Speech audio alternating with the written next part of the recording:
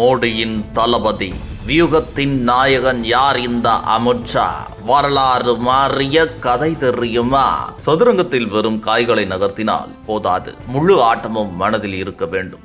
ஒவ்வொரு நகர்வுக்கும் முன் பல நகர்வுகள் கணக்கில் இருக்க வேண்டும். இறுதியில் இலக்கு ஒன்றுதான், வெற்றி. அரசியலும் அதே மாதிரிதான். ஆனால் சதுரங்க ஆட்டம் எல்லோருக்கும் தெரியும். அரசியல் ஆட்டம் பெரும்பாலும் திரையின் பின்னால் நடக்கிறது. அந்த பலகையை அமைதியாக கணக்குடன் நகர்த்துபவரைத்தான் மாஸ்டர் மைண்ட் என்று அழைப்பார்கள். இந்திய அரசியலில் அந்த பெயருடன் இணைக்கப்படுபவர் அமித்ஷா. 1966 அக்டோபர் 22 குஜராத்தின் மன்சா என்ற சிறிய நகரில் பிறந்தவர் அமித்ஷா. சாதாரண நடுத்தர குடும்பம். தந்தை PVC குழாய் வியாபாரம், தாய் இல்லத்தரசி. அரசியலுடன் நேரடி தொடர்பே இல்லை. ஆனால் 1982 ஆண்டு RSS அமைப்பில் இணைந்தது அவருடைய வாழ்க்கையின் திருப்பு முனை.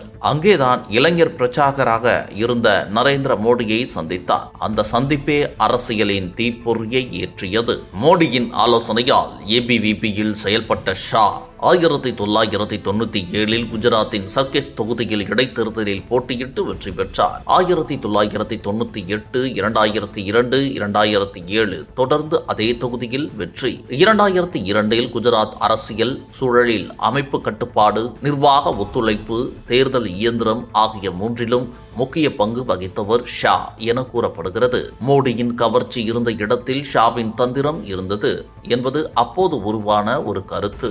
ஆனால் அரசியலில் ஏற்றத்தாழ்வுகள் தவிர்க்க முடியாதவை. 2005 சோஹ்ராபுத்தீன் வழக்கு தொடர்பாக 2010 கைது செய்யப்பட்டார்.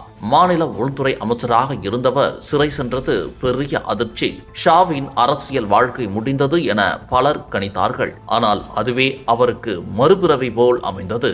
அமைதியாக காத்திருந்து மீண்டும் மேடையேறினார். 2014 நாட்டின் அரசியல் நிலைமையே மாறிய ஆண்டு அது. பிரதமர் வேட்பாளராக நரேந்திர மோடி முன்னிறுத்தப்பட்ட போது மேற்கு உத்தரப்பிரதேசத்தின் பொறுப்பு ஷாவுக்கு வழங்கப்பட்டது. பூத் அளவிலான மேலாண்மை, வாக்காளர் பட்டியல் ஆய்வு, வீடு தேடி பிரச்சாரம் அனைத்தையும் அறிவியல் முறையில் திட்டமிட்டார். அதன் விளைவு உத்தரப்பிரதேசத்தில் 80இல் 73 இடங்கள், 1984 2 இடங்கள் மட்டுமே பெற்றிருந்த பாஜக 282 இடங்களுடன் முழு பெரும்பான்மையை பெற்றது. பின்னர் ஷா கட்சியின் தேசிய தலைவராக உயர்ந்தார். பூத்தை வெல்லுங்கள், தேர்தலை வெல்லலாம், இந்த மந்திரத்தை உருவாக்கியவர் ஷா. 2017 உத்தரப்பிரதேச தேர்தலில் முதல்வர் வேட்பாளர் அறிவிக்காமல் தரவு மற்றும் கட்டுப்பாட்டின் அடிப்படையில் வெற்றி பெற்றது அவரது தந்திரத்திற்கு உதாரணம். வடகிழக்கு மாநிலங்களிலும் அதே மாதிரி விரிவாக்கம். 2019 மீண்டும் 303 இடங்கள். அதே ஆண்டில் காந்திநகர் தொகுதியில் இருந்து பாராளுமன்றத்துக்கு தேர்ந்தெடுக்கப்பட்டார். 2019 ஆகஸ்ட் 5 உள்துறை அமைச்சராக பதவியேற்ற பிறகு அரசியல் வரலாற்றில் முக்கிய முடிவுகள். அரசியல் சட்டம் பிரிவு 370 ரத்து, CAA அமல்படுத்தல், பாதுகாப்பு அமைப்புகளின் ஒருங்கிணைப்பு, நக்சல் எதிர்ப்பு நடவடிக்கைகள், எல்லை பகுதிகளில் வைப்ரண்ட் வில்லேஜஸ் திட்டம், இவை அனைத்தும் அவரது பொறுப்பு காலத்தில் நடந்தவை. உள்துறை அமைச்சகத்தின் கீழ் CBI, NIA உள்ளிட்ட முக்கிய அமைப்புகள் நேரடியாக செயல்படுவது அவரது அதிகார பரப்பை காட்டியது. அத்துடன் கூட்டுறவு அமைச்சகத்தையும் உருவாக்கி 63,000க்கும் மேற்பட்ட PACS கணினியாக்கம், தேசிய கூட்டுறவு கொள்கை, பெரிய அளவிலான தானிய களஞ்சியம் திட்டம் போன்ற முயற்சிகள் மேற்கொள்ளப்பட்டன.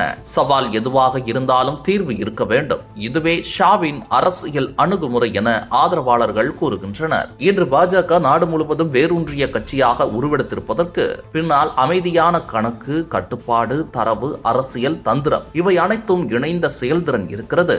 அதிகாரம் காரணமாக அவர் சக்தி வாய்ந்தவரா அல்லது அவர் சக்தி வாய்ந்ததனால் அதிகாரம் அவரை தேடியதா என்ற கேள்வி இன்னும் அரசியல் வட்டாரங்களில் ஒலிக்கிறது. ஆனால் ஒரு விஷயம் மட்டும் உறுதி, இந்திய அரசியலில் அமித்ஷா என்ற பெயர் தந்திர அரசியலின் பிரத்யேக அத்தியாயமாகவே பார்க்கப்படுகிறது.